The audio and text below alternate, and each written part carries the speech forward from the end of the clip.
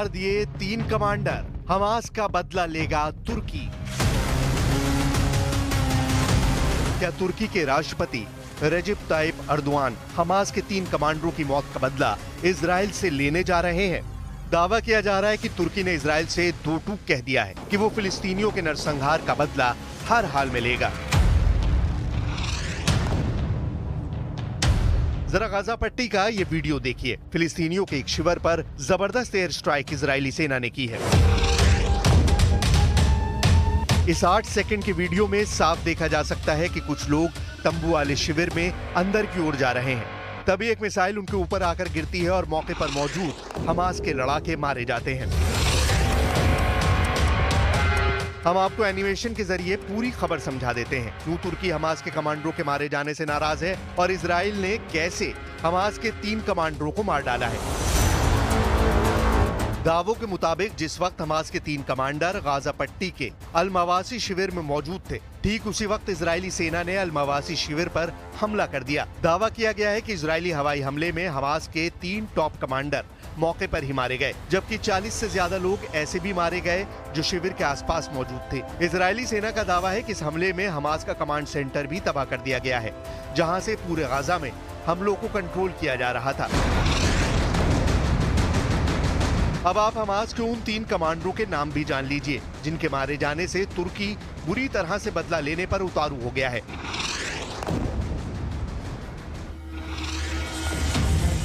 Israeli सेना के दावों के मुताबिक दक्षिणी गजा के रफा में हमास के तेल अल सुल्तान बटालियन के कमांडर महमूद हमदान और उनके साथी मारे गए हैं। पिछले 48 घंटे में इजरायली सेना के हमले में गजा पट्टी में 67 से ज्यादा लोग मारे गए हैं, जिनमें लगभग 1 दर्जन के करीब हमास लड़ाके और उनके कमांडर मारे गए हैं। सबसे ताजा हमले में इजराइल ने 27 फिलिस्तीनियों को मार डाला है। खान यूनुस की एक इमारत में 13 लोग मारे गए हैं। इजरायली हमलों से सुरक्षित माने जाने वाले अल मवासी कैंप में इजराइल सेना ने सबसे भीषण हमले किए हैं। दावा किया गया है कि इजरायली सेना के इस हमले में हमास की हवाई इकाई के प्रमुख समर इस्माइल कादर अबू दुक्का, हमास के सैन्य खुफिया मुख्यालय के प्रमुख ओसामा ताबिश और हमास के एक टॉप कमांडर ऐमान मबो को मार दिया गया है। मिडिल ईस्ट की मीडिया के मुताबिक इजराइल ने अल मवासी में अमेरिका निर्मित MK-84 बमों से हमला किया है। 907 किलो के अमेरिकी MK-84 बमों से ही हमास के 3 कमांडर मारे गए हैं।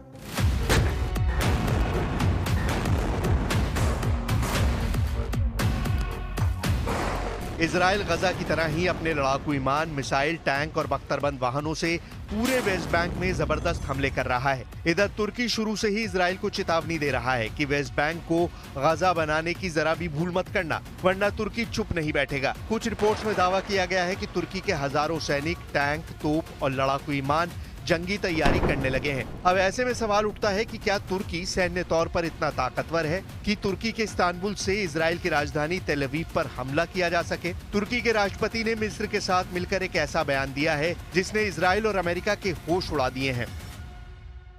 veya ilaç bulamadığı için ölen her masumun sorumlusu İsrail ve destekçileridir ve yakın dostluk bağlarına sahibiz. Birçok meselede benzer tutum ve hedeflere sahip olduğumuz Mısır'la istişarelerimizi güçlendirme noktasında kararlıyız. והעקרונות הללו, אני חוזר ואומר, תואמים את מתווה ה-27 במאי שזכה לתמיכה אמריקנית. אני מבקש שוב להדגיש, החמאס עד לרגע זה דבק בסרבנותו, הוא אפילו לא שלח נציג לשיחות בדוחה. ולכן את הלחץ צריך להפנות לחמאס ולסינואר ולא לממשלת ישראל. तुर्की के राष्ट्रपति रेजिप type Erdogan का ये बयान कई मायनों में हैरान करने वाला है। अभी तक नेटो देश तुर्की को लगता था कि अमेरिका इजरायली हमलों को रोकने के लिए कुछ न कुछ जरूर करेगा, लेकिन अमेरिका ने उस वक्त अपना असली चेहरा तुर्की को दिखा दिया जब अमेरिकी राष्ट्रपति जो बाइडेन ने दो टूक कह दिया। वेस्ट बैंक में इजरायली हमले में मारी गई तुर्की अमेरिकी महिला आयसेनूर अगजी ईगी की मौत महज एक इत्तेफाक है। वो गलती से हमले की जद में आ गई। यानी अमेरिका और तुर्की की दोहरी नागरिकता रखने वाली महिला अगजी ईगी की मौत पर राष्ट्रपति बाइडेन ने इजराइल को ही क्लीन चिट दे दी। What's your reaction, sir, to the killing of the Israeli admission that they probably killed the Turkish activist in the West Bank? Finding more detail, apparently it was an accident, ricocheted off the ground, and it got hit by accident. But I'm working that out now. 6 सितंबर को मारी गई अमेरिकी तुर्की महिला आयसिनूर exe ईगी को 6 सितंबर को उस वक्त Israeli सेना ने सिर में गोली मार दी थी जिस वक्त वो फिलिस्तीनियों के पक्ष में प्रदर्शन कर रही थी। رصاصة في الراس. طبعا تم إجراء اللازم من حيث اللي هي الإجراءات الأولية معها، إعطائها المدعمات الضغط وإنه تأكدنا إنه التنفس عندها تمام، وتم نقلها بنجاح لمستشفى رفيديا، ولكن للأسف يعني كان عندها نزيف شديد في الدماغ واشتغلوا معها.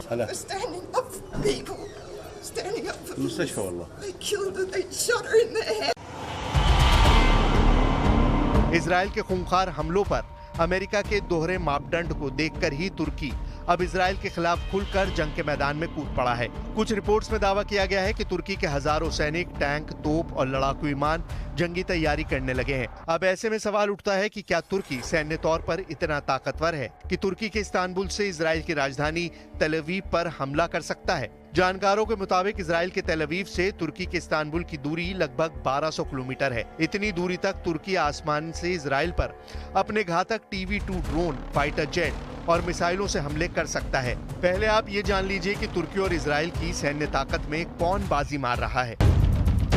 ग्लोबल फायर पावर 2023 की रिपोर्ट के मुताबिक 145 देशों की सैन्य रैंकिंग की सूची में तुर्की 11वें स्थान पर है। वहीं इजराइल इस सूची में 18वें नंबर पर है, यानी तुर्की यहां इजराइल पर भारी साबित हो रहा है। तुर्की के कुल सैनिकों की संख्या 7,75,000 है। इसमें 2 लाख रिजर्व सैनिक भी शामिल हैं। वहीं इजराइल के कुल सैनिकों की संख्या 6,46,000 है।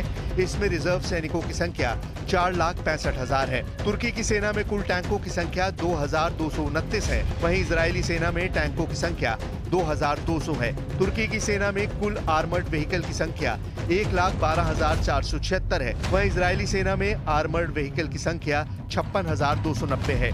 तुर्की की सेना में खींचकर ले जाने वाली तोपों की कुल संख्या 1,938 है, तो वहीं इजरायली सेना में इन तोपों की संख्या सिर्फ 300 है। तुर्की की सेना में कुल रॉकेट आर्टिलरी की संख्या 516 है। वहीं इजरायली सेना में टोड आर्टिलरी की संख्या 300 है। इजरायली वायुसेना में कुल विमानों की संख्या 601 है। वहीं तुर्की की वायुसेना में कुल विमानों की संख्या 1,065 है। वहीं इजरायली नौसेना के पास कुल नौसैनिक पोत की संख्या 67 है। तुर्की की नौसेना में 16 फ्रिगेट शामिल है। वहीं इजराइल के पास एक भी फ्रिगेट नहीं है। तुर्की के पास कुल 205 लड़ाकू विमान है, उनमें एक भी हमलावर विमान नहीं है। वहीं इजराइल के पास 241 लड़ाकू विमान, 32 हमलावर विमान है। 2 साल में खत्म होगा इजराइल, ट्रंप की भविष्यवाणी।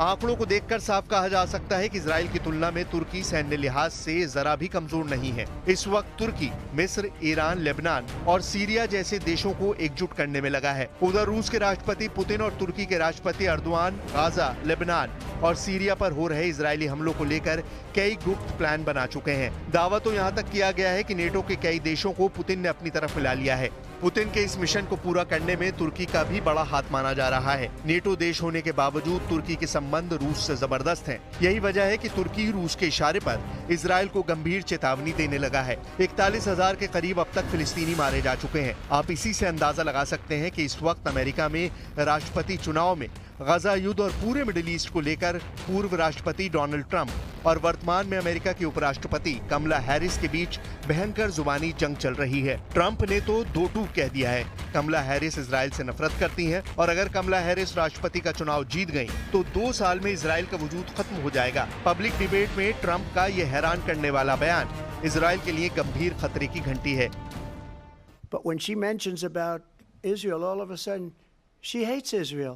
She wouldn't even meet with Netanyahu when he went to Congress to make a very important speech. She refused to be there because she was at a sorority party of hers. She wanted to go to the sorority party. She hates Israel. If she's president, I believe that Israel will not exist within 2 years from now. And I've been pretty good at predictions, and I hope I'm wrong about that one. She hates Israel.